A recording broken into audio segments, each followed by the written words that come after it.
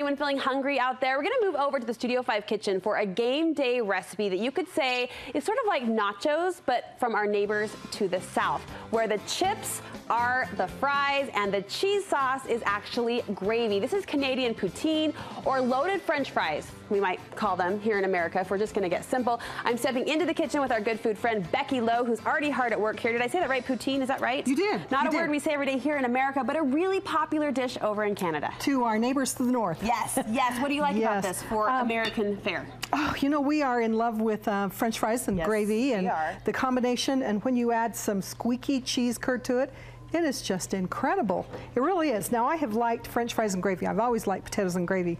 I've liked it for some time, but when I introduce the curds to it, it's that combination that you just go crazy. It's crazy, and it's good. It took it over the top for you. I first tried these back when it was the Winter Olympics. Over in Canada. Where was that held? I'm drawing a blank. Guys, where were the Winter Olympics? Calgary. Yes, thank you. Thank you. That's when I first sampled it. Gosh, it was only like 5 years ago, 6 years ago. Shows where my brain's going.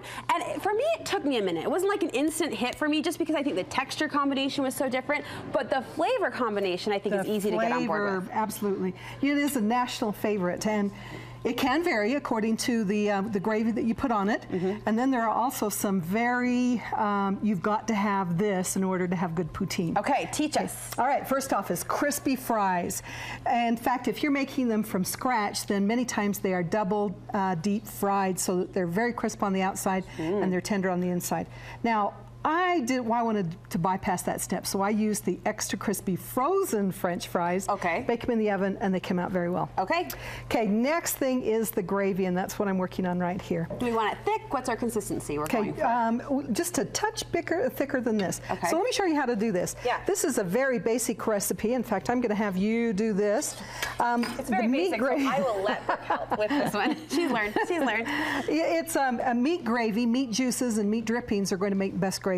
Okay. Okay, so if you have leftover meat from a roast or from your crock pot or something of that nature, then that's what we want to start with. So drain off the juices. You can see that we have some juice right here.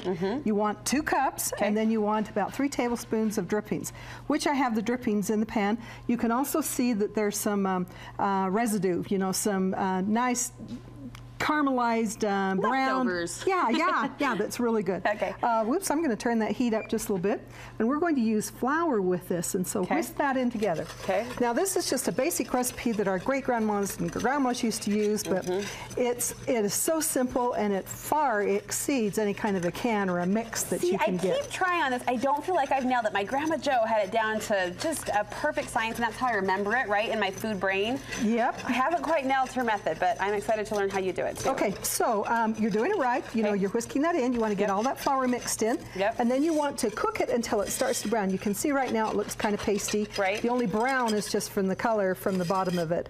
Okay, so I'm going to turn that heat up just a little bit. Crank it up, Becky. Yeah, we want this to brown. Now, that's what I have done with mine.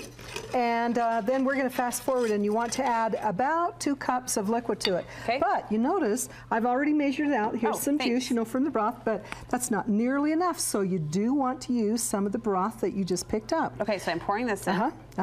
Plus, you're going to have a little bit extra with it. Okay. Stir that in, bring that to a boil, and then you want to simmer for about 2 minutes once it's to a boil. And that's what we have right here. So just keep whisking. That's what Grandma used to do. You know, she'd whisk it in so that it was nice and smooth.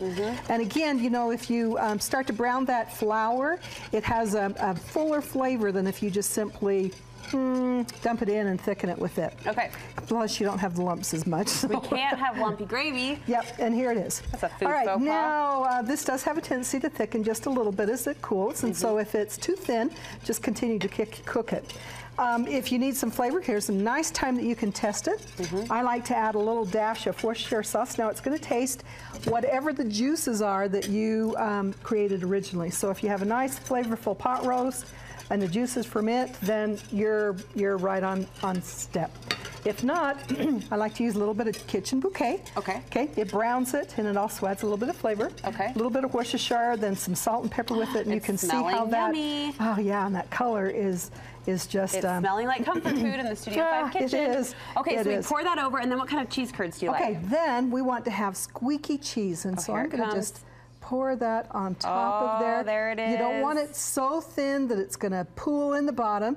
You know, Rod Anderson from Canada, he was my tutor with this. Oh. And so my neighbor and he and his boys, you know, they actually tested it out with it. And they gave you the thumbs up that you did it right. Authentic and well. Okay, so I'm a little bit thin right there. Yeah. The next one are the cheese curds, and again, squeaky. Yes. You want squeaky, so if you can get them at the cheese factory, then great. If not, you know, they have a tendency to mellow and become more and more sharp. And then we're also going to add just a touch more gravy on the top of those cheese curds. Melt those down a little bit, Bethany. Right, So and fun. so those cheese curds get nice and gooey. Again, The it's one of French those fries are recipes kind crisp. of easing us into fall comfort. So we appreciate it. Thank you so much. And kind You of a bet. new way to have our potatoes and gravy, or in this case, our fries and gravy. Look for Becky's recipe Poutine. on our website, poutine, studio5.ksl.com. Just click on the recipe tab.